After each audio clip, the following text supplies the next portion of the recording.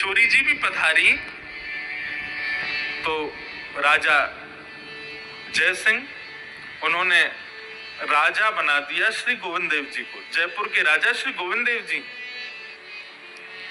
और राजा बना करके कहा कि प्रभु मैं आपका दास, मैं आपका सेवक, आज से जयपुर के राजा आप हैं। दोनों श्यामाजू और श्याम सुंदर दोनों राजा बनकर के बैठे। लेकिन एक दिन श्याम सुंदर रात्रि में किशोरी जी से बोले, गोविंद देव जी किशोरी जी से बोले कि यहाँ तो राजा बना के हमको बैठा दिया है, सिर पर जो है बढ़िया मुकुट धारण करा दिया है और राजा ने अपने ही महल में ला करके हमको विराजमान कर दिया है, लेकिन हमारा मन तो चोरी करवे को हैरो है। किशोरी जी बोल गई राजा बन गए हो, फिर वो चोरी करवे की तुम्हारी आदत जा नहीं रही है। ठाकुर जी बोले राजा बन गए, स्वभाव थोड़ी राजा बना है, हमारा स्वभाव तो वही है।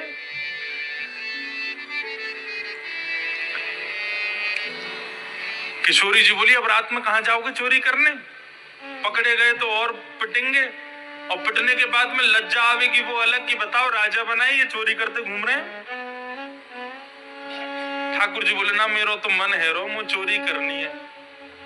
किशोरी जी बोली चुराओगे कहाँ? बोले पास में एक बगीचा है, वहां बढ़िया अनार लग रहे हैं, मुंह को सुगंधी आ गई है, मैं अनार चोरी करवे जाऊंगा, अनार चोरी करवे जाऊंगा। किशोरी जी बोली तो फिर जाओ, मुझसे कहा पूछ रहे हो? ठाकुर जी बोले अरे आप भी बड़ी भोरी हो, चोरी करवे जाऊं तो सखा संग में चाहिए, अब यहाँ कोई सखा तो है ना, आप ही चलो संग में। किशोरी जी बोली हम तो डूबेंगे सनम, तुमको भी ले डूबेंगे, अकेले और ना जाओगे, मुंह को लेके और जाओगे संग में। हमारे गोविंद देव जी सोई बोले नहीं किशोरी जी चलो चोरी करवे चलो। गोविंद देव जी चोरी करने गए, अर्धरात्रि का समय, किशोरी जी साथ में गईं। बगीचे में प्रवेश किया, बढ़िया सुंदर अनार के वृक्ष लगे थे।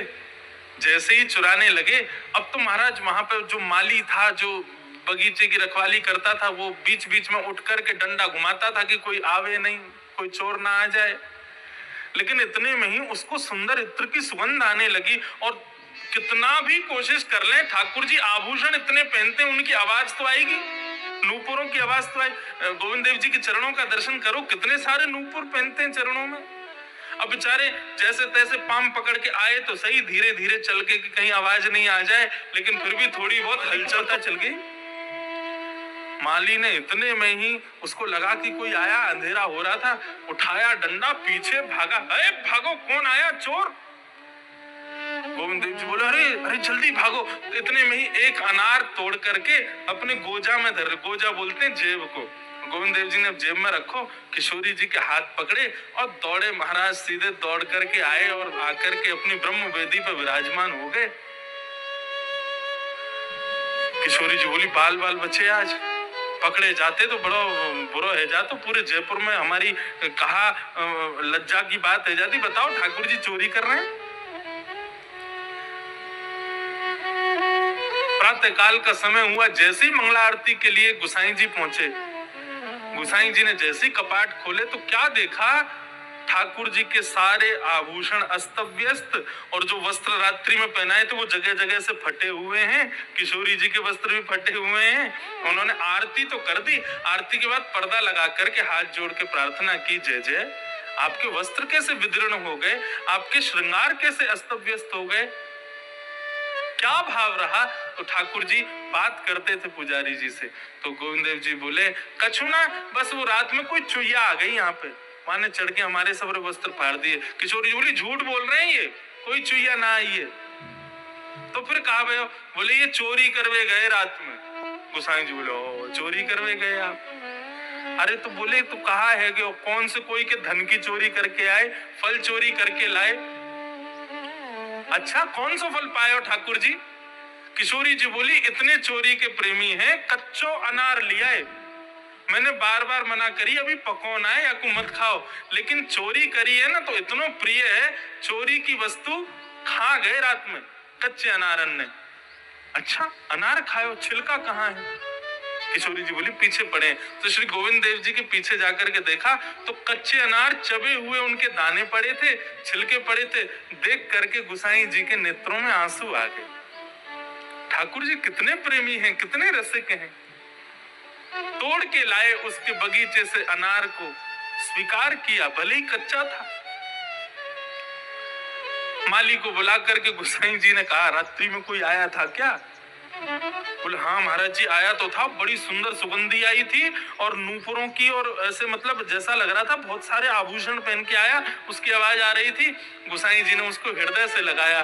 बोले तू बड़भागी है भैया, तेरे द्वार तेरे बगीचा में कोई और नहीं आया, साक्षात गोविंद देव जी रात्रि में पधारे। माली इतना रोया, इतना रोया। बोले बड़भागी तो हूं कि मेरे बगीचे में ठाकुर जी आए, लेकिन दुर्भाग्य मेरा कि दुनिया माला पहनाने के लिए दौड़ती, मैं डंडा लेके भागा पीछे। गुसाई जी ने समझाया, बोले चिंता क्यों करता है, डंडा लेके या तो यशोदा भागी थी या तू भागा है, कि तुझ पर कृपा है श्याम सुंदर की। कुम्भन दास जी का पद है, बहुत अच्छा पद है। तू है सखी बड़ भाग बड़ी, नंदलाल तेरे घर आवत है। तू है सखी बड़ भाग बड़ी, नंदलाल तेरे आवत है। ये पद मेरा बार बार गाने का मन होता है जब कोई अपने घर ले जाता है ना, और घर पे ले जा करके कई, अच्छा देखो लोगों की स्थिति, हम सब जगह जाते हैं जो भी बुलावे, लेकिन लोग कितने पानी में हैं ये उनके पहले घर में प्रवेश करते ही पता चल जाता है। क्यों? अगर उसने घुसते ही ये बोला ये मेरा बेटा, ये मेरी बेटी, ये मेरी पत्नी, ये मेरी माँ, ये मेरे पिताजी, ये मेरे सब, समझ जाओ कि ऐसा ही है, संसारी है। लेकिन घर में प्रवेश करते ही कहे महाराज जी ये मेरे ठाकुर जी हैं, ये मेरे श्याम सुंदर, ये मेरे लाल जी हैं, घर में प्रवेश करते उनको दिखावे, समझ जाना वैष्णव है। ये वैष्णव का लक्षण है। वो घर में आए हुए संतों को, अतिथियों को किसी से नहीं मिलवाता, सबसे पहले अपने ठाकुर जी से मिलवाता है। और जब कोई अपने ठाकुर जी से मिलवाता है ना, तब मन में यही भाव कुम्भन दास जी का आता है, तू है सखी बड़ भाग बड़ी, नंदलाल तेरे घर आवत है। तू है सखी बड़ भाग बड़ी, नंदलाल तेरे घर आवत है। सब कोई इनको यश गावत, सब कोई इनको यश गावत, पर ये तेरो यश गावत है, ये तेरो यश गावत है।